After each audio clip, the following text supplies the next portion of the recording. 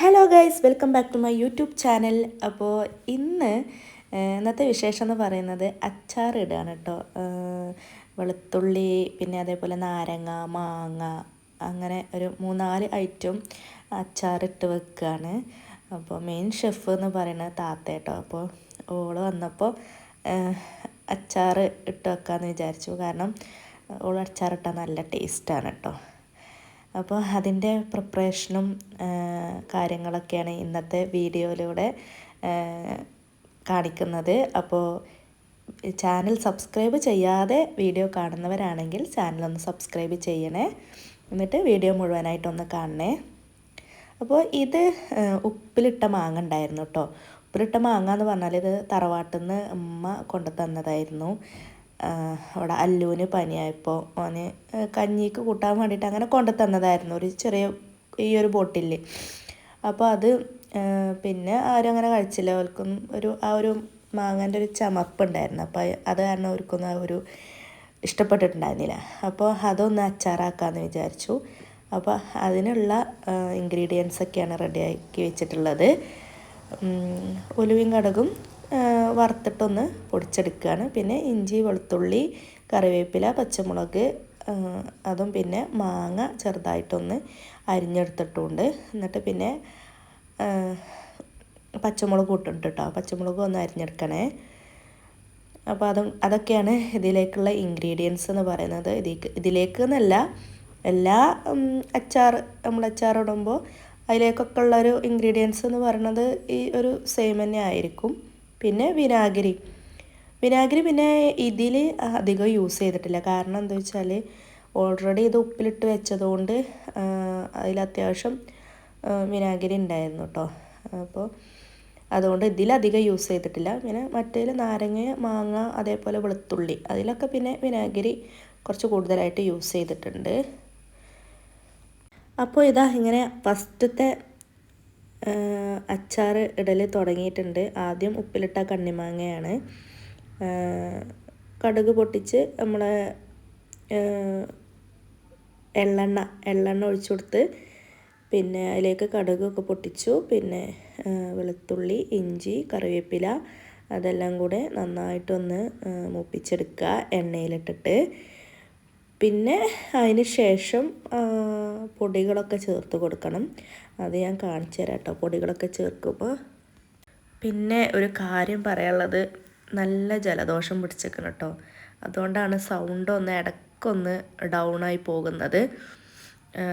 നല്ല ജലദോഷം പിടിച്ചിട്ടേ മൂക്കെന്നൊക്കെ വെള്ളം ഒലിക്കുന്നുണ്ട്. അതേപോലെ നല്ല തലവേദന, അങ്ങനത്തെ സംഭവങ്ങളൊക്കെ ഉണ്ട്. അപ്പോൾ അങ്ങനെ സംസാരിക്കുമ്പോൾ ഒരു പ്രയാസം, അതാണ് ഇങ്ങനെ ഇടയ്ക്ക് സൗണ്ട് ഇങ്ങനെ ലോ ഒക്കെ ആയി പോകുന്നുണ്ട് കേട്ടോ. അപ്പോൾ ഇതാണ് പൊടികൾ. മഞ്ഞൾപ്പൊടി, പിന്നെ മുളക് പൊടി ഇട്ട് കൊടുക്കുക. ഇത് രണ്ടും മാത്രമേ ഉള്ളൂ കേട്ടോ. എന്നിട്ട് നന്നായിട്ട് മിക്സ് ചെയ്ത് കൊടുക്കണം. ഒന്ന് വഴലിച്ച് അതിലോട്ട് മാങ്ങ അരിഞ്ഞ് വെച്ച് ഓഫാക്കിയിട്ടില്ലല്ലോ. നോക്കണേ,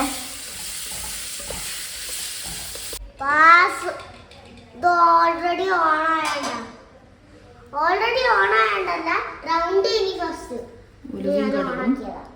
പൊടിച്ചതിടുക. എന്നിട്ട് എല്ലാം കൂടെ നന്നായിട്ടൊന്ന് മിക്സ് ചെയ്ത് കൊടുക്കുക കേട്ടോ.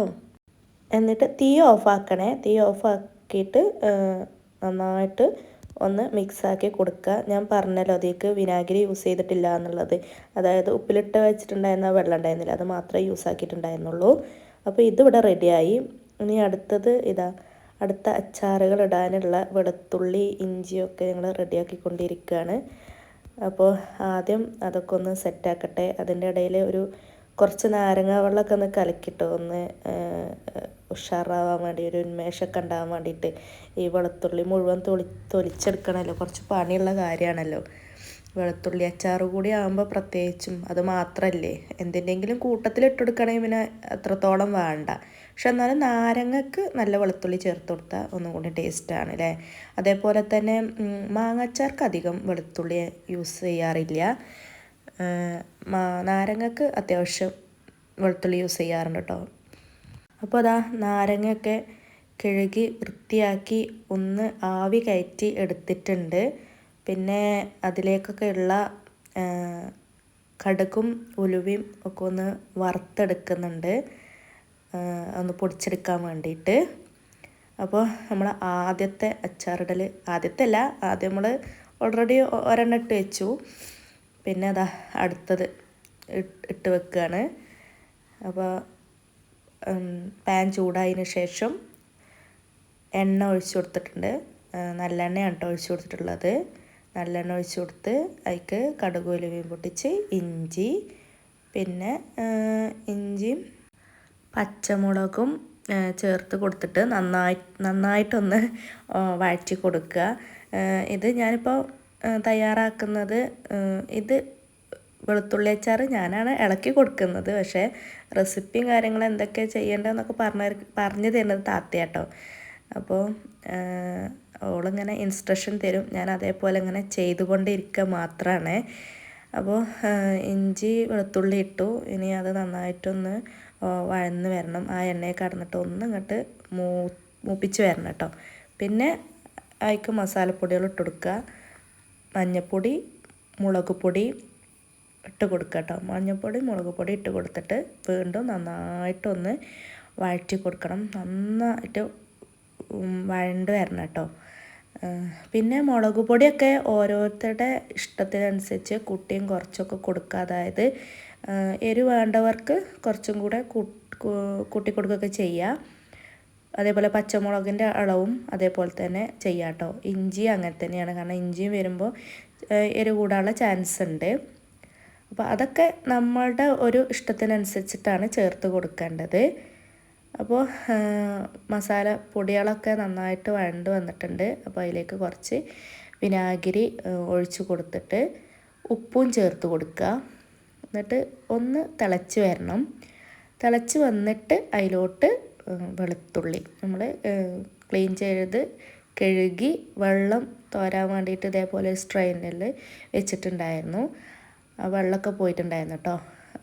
അപ്പോൾ നന്നായിട്ട് വെള്ളം പോയതിന് ശേഷം വെളുത്തുള്ളിയും കൂടി ചേർത്ത് കൊടുക്കുക. എന്നിട്ട് നന്നായിട്ട് മിക്സ് ചെയ്യുക.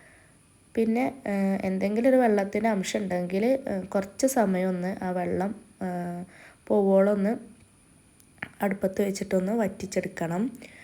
പിന്നെ അതേപോലെ തന്നെ നമുക്ക് പെട്ടെന്ന് യൂസ് ചെയ്യണം അച്ചാർ, വെളുത്തുള്ളി അച്ചാർ പെട്ടെന്ന് യൂസ് ചെയ്യണം എന്നുണ്ടെങ്കിൽ കുറച്ച് സമയം വേവിച്ചെടുത്താൽ മതി. എന്നാൽ പെട്ടെന്ന് തന്നെ അത് അലിഞ്ഞ് കിട്ടിക്കോളും കേട്ടോ. അല്ലെങ്കിൽ സമയമെടുക്കും, 1-2 ആഴ്ച അങ്ങനെ വെച്ചാൽ പതുക്കെ അങ്ങനെ സെറ്റായിട്ട് വരും. പിന്നെ അതാ ലാസ്റ്റ് നമ്മളെ കടുകും ഉലുവയും പൊടിച്ചതും കൂടെ ചേർത്ത് വെച്ചിട്ടുണ്ട്. അങ്ങനെ നമ്മളെ വെളുത്തുള്ളി അച്ചാർ ഇവിടെ റെഡി ആയിട്ടുണ്ട്. ഇനി അടുത്തത് നാരങ്ങ അച്ചാറാണ്.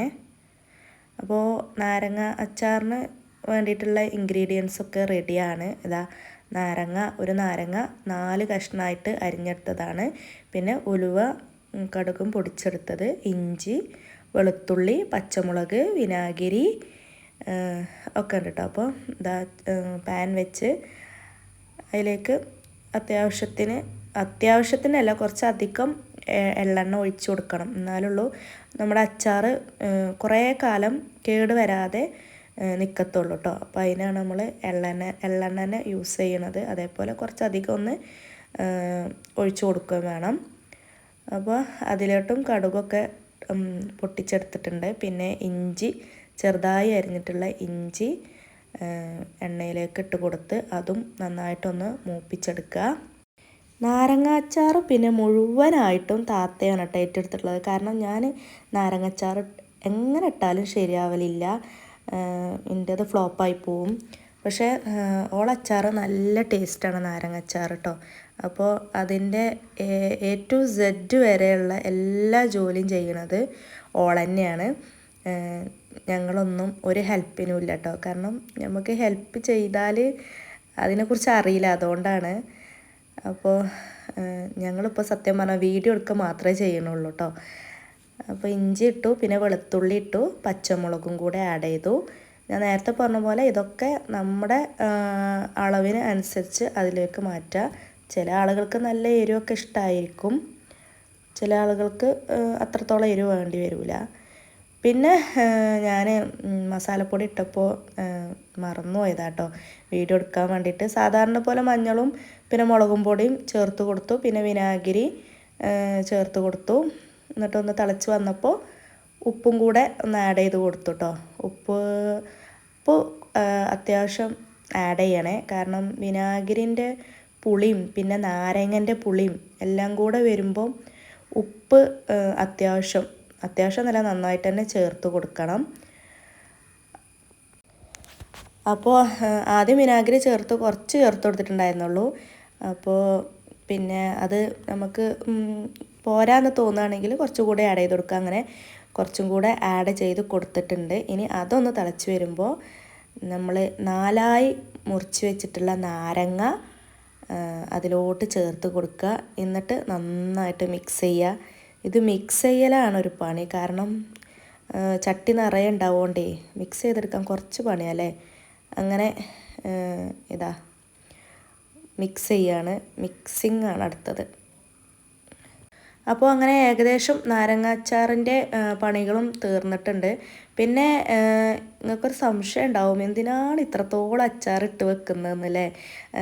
ഇത് അച്ചാറിട്ട് വെക്കുന്നത് ഞങ്ങൾക്ക് യൂസ് ചെയ്യാനല്ല, എൻ്റെ താത്താക്ക്, അതായത് ഞങ്ങളെ രണ്ടാളെ ഇടയിൽ ഒരാളുണ്ട്, അവൾക്ക് ഇട്ട് കൊടുക്കുക കേട്ടോ, അച്ചാർ ഇട്ട് കൊടുക്കുകയാണ്.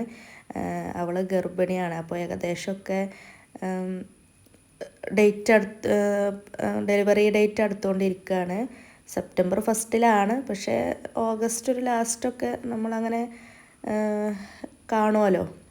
അപ്പോൾ ആ ഒരു സമയത്തേക്ക് അച്ചാർ അവൾക്ക് തിന്നാനല്ല, കുട്ടികൾ സ്കൂൾ പോകുന്ന മൂത്ത 2 കുട്ടികൾ സ്കൂൾ പോകുന്ന കുട്ടികളാണ്. അപ്പോൾ അവർക്ക് ഇനി ഒന്നും ഇല്ലെങ്കിലും നമ്മൾ ലഞ്ച് കൊണ്ടുപോകുന്ന സമയത്ത് ഒന്നും ഇല്ലെങ്കിലും ഒരു അച്ചാറെങ്കിലും ആക്കി കൊടുക്കാമല്ലോ എന്ന് വിചാരിച്ചിട്ടാണ്. കോഴിമുട്ട പൊരിച്ചതോ അല്ലെങ്കിൽ അച്ചാറോ അങ്ങനെ എന്തെങ്കിലുമൊക്കെ ഉണ്ടെങ്കിൽ അങ്ങനെയൊക്കെ ഇങ്ങനെ തട്ടിമുട്ടിയൊക്കെ കഴിഞ്ഞ് പോവാലോ എന്ന് വിചാരിച്ചിട്ടാണ് ഈ അച്ചാറൊക്കെ ഇട്ട് വെക്കുന്നത്. അപ്പോൾ ഇതാ നാരങ്ങ അച്ചാറിൻ്റെ പണി പൂർത്തിയായിക്കൊണ്ടിരിക്കുകയാണ്.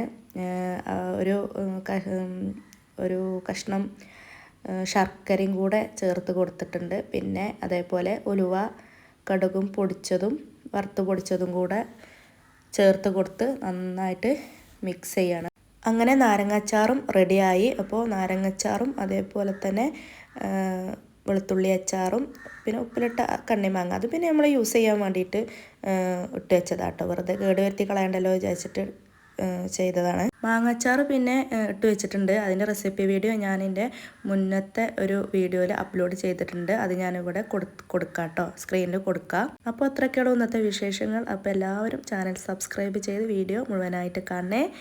അപ്പോൾ അടുത്ത വീഡിയോക്ക് വരെ ടാറ്റാ ബൈ ബൈ.